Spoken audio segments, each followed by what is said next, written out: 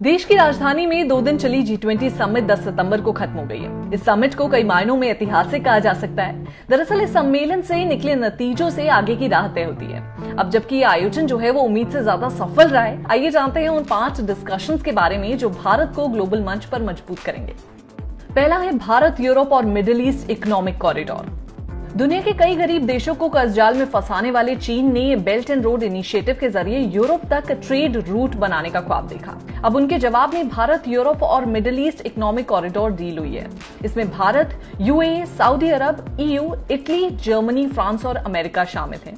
जल्दी कुछ और देश भी इसका हिस्सा बनेंगे। मुंबई से शुरू होने वाला ये नया कॉरिडोर चीन के बेल्ट एंड रोड इनिशिएटिव का ऑप्शन होगा। रिपोर्ट्स की माने तो ये कॉरिडोर 6000 किलोमीटर लंबा होगा। कॉरिडोर के बनने से भारत से यूरोप तक सामान पहुंचाने में करीब 40% समय की बचत होगी। अभी भारत से किसी भी कार्गो को शिपिंग से जर्मनी पहुंचने में 36 दिन लगते हैं। इस रूट से 14 दिन की बचत होगी। यूरोप तक सीधे पहुंचने से भारत के लिए इंपोर्ट और एक्सपोर्ट आसान और सस्ता होगा।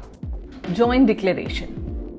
डिप्लोमैटिक फ्रंट पर यह भारत के लिए एक बड़ी जीत है। हालांकि इसके लिए कड़ी मशक्कत करनी पड़ी।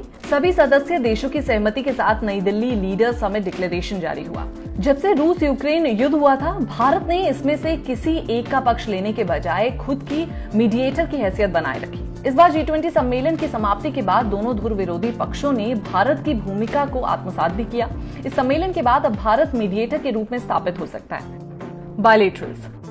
अमेरिका के राष्ट्रपति जो बाइडेन और ब्रिटेन के प्रधानमंत्री ऋषि सुनक समेत मोदी ने 10 से ज्यादा राष्ट्राध्यक्षों के साथ द्विपक्षीय बातचीत की। ये G20 समिट जैसे प्लेटफॉर्म पर ही मुमकिन हो सकता है। ब्रिटेन से फ्री ट्रेड डील और अमेरिका से कई समझौतों पर बातचीत जल्द से जल्द नतीजे तक पहुंचेगी। अफ्रीकी यूनियन के 55 देश इसके लिए भारत को श्रेय दे रहे हैं। चीन अफ्रीकी महाद्वीपों पर तेजी से पैर पसार रहा है। भारत अब उनसे 2 कदम और आगे निकल जाएगा और फ्यूचर में ट्रेड और खासतौर पर मिनरल माइनिंग में भारतीय कंपनियों को इससे ज्यादा फायदा मिलेगा। अमेरिका और सऊदी अरब की दूरियां कम हुई।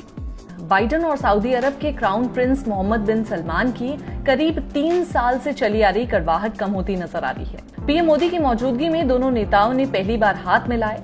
वर्ल्ड स्पेक्ट्रम में देखा जाए तो चीन ने हाल ही में सऊदी ईरान डिप्लोमेटिक रिलेशनशिप बहाल कराए थे। इसके बाद वो मिडिल ईस्ट में बड़ा रोल प्ले करने की कोशिश कर रहा था।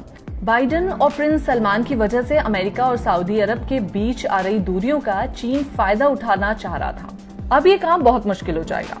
पर G20 समिट से 2 बातों को हमेशा याद रखा जाएगा।